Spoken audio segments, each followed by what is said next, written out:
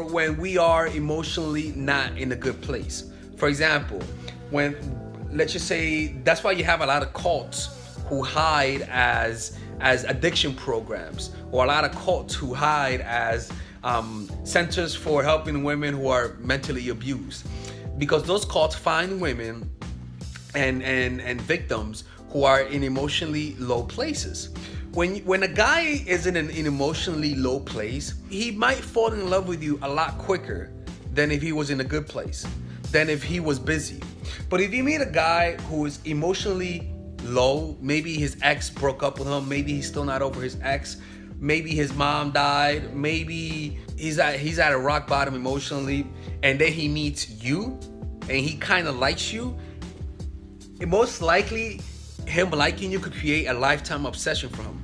And that's why you ladies meet guys who are not over their exes, and you're prettier than their ex, but there's nothing you could do about it. Have you ever seen a cute little dog with a crazy homeless person, and you ask yourself, how the fuck does that dog not know that guy's crazy?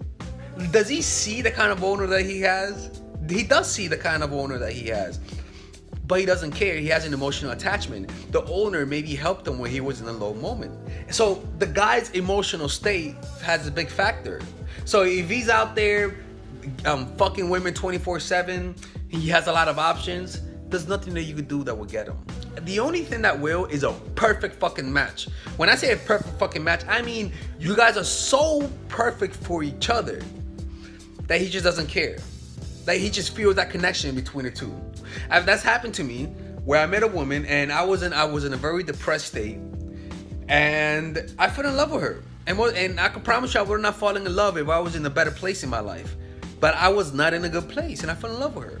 And then after that, I was in a better place, but I was still not over her, but I was in a better place. And so it was hard for a woman to keep my attention because I was still not over the girl. Even though that woman was a better match than the other girl, there was nothing that she could do. That girl caught me at a bad place.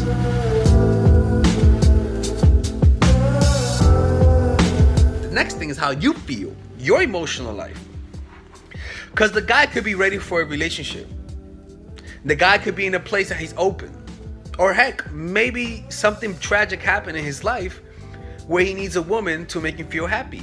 But you're in such a sunken emotional place, or you're so fucking needy that you don't give him the space to breathe, that you don't give him the space to fall in love with you. So he could be ready, but you're not ready. You're still needy. You still cannot control your emotions. So he might be in a place where he values a relationship and he wants one, and he might be open. Maybe he just forgot about his ex, but you're not ready. When you're dating somebody, the most important thing to control is not him, but it's your emotion. And if you cannot control your emotions, ladies and gentlemen, you will get needy. He will play you unless he's the perfect match for you, which is rarely, unless he's the perfect match where he's gonna deal with your neediness, which sometimes you gotta give them enough time for them to fall in love with you. But what I'm talking about is when you want to rush into things. That's what happens when you get very needy. You rush into things, especially now where we have a lot more time in our hands. We get more needy.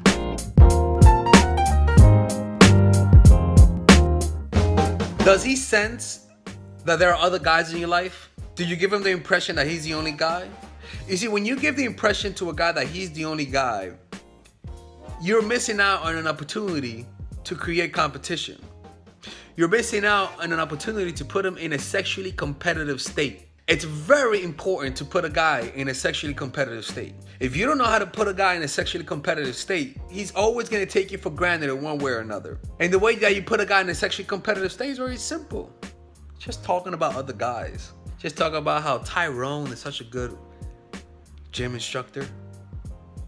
You could talk about how Jamal, he's such a good basketball player. You could talk about Tayshawn, who is your co-worker, who is always helping you out and going out of his way. That's all. Just mention Tyrone, Tyson, and Tayshawn. That's all you gotta do. As simple as that is, as long as you don't have a history of cheating, you could do this and it'll create the attraction that you need.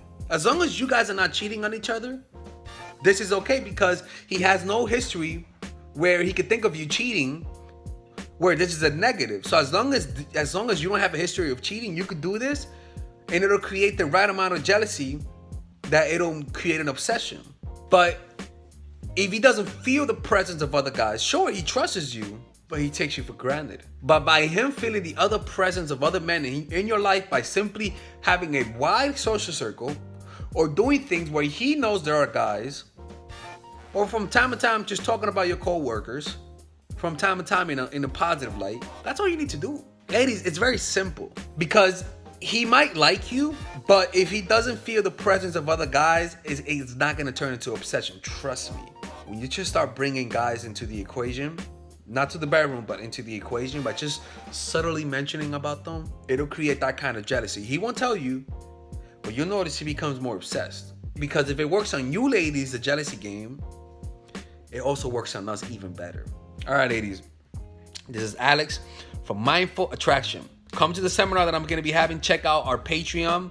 I want to thank all of my Patreon. You see them right here. And if you guys have any more questions, don't forget to ask us on Patreon, or if you need one-on-one coaching, go to the description down below to get one-on-one coaching from me. Peace out, my girls. Take care.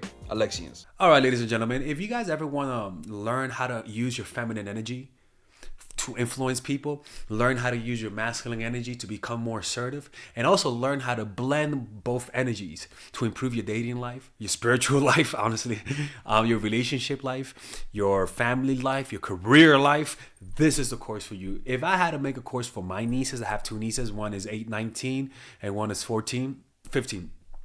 16. Holy shit. Oh my God, he's a bad fucking uncle. He's a bad uncle. Get him. Shut up, Melissa. You should get this course, right?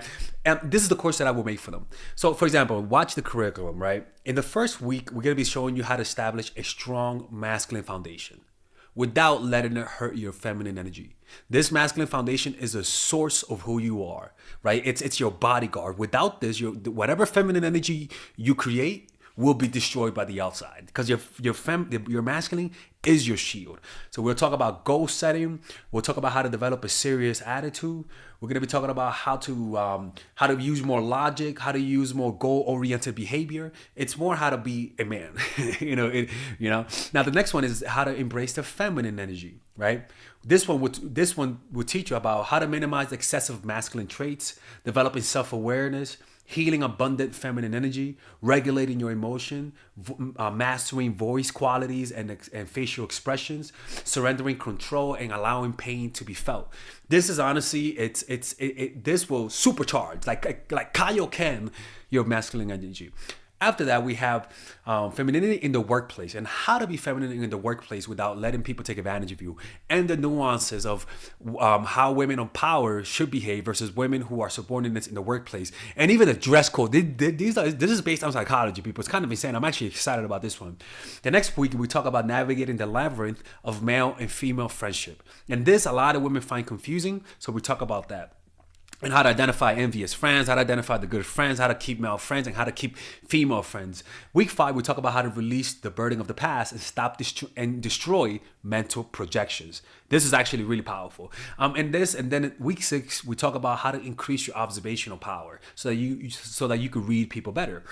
And we have a bunch of bonuses. The course starts at $99, and you guys can pre-order the course today at $69 before it goes out.